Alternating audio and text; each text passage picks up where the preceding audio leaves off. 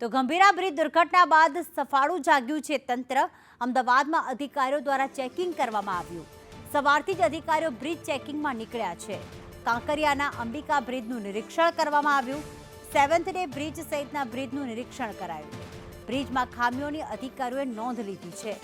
Gambhira bridge દુર્ઘટનામાં 18 લોકોએ જીવ ગુમાવ્યા હતા।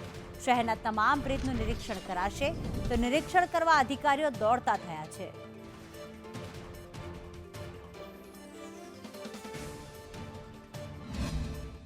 પાદરાના ગંભીરા બ્રિજના દુર્ઘટના બાદ હવે તમામ બ્રિજોના નિરીક્ષણ માટેની સૂચનાઓ છે તે આપવામાં આવી છે।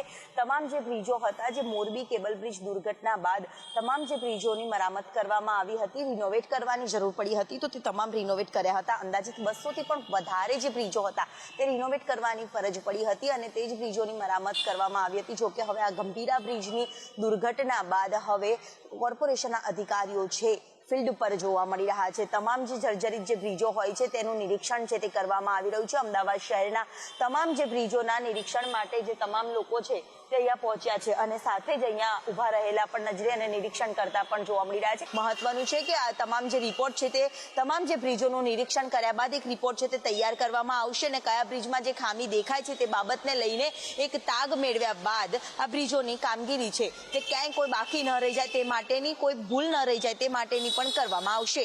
કેમેરામેન સંદીપ રાઠોડ સાથે દિવ્યા ચૌહાણ, સંદેશ ન્યૂઝ, અમદાવાદ।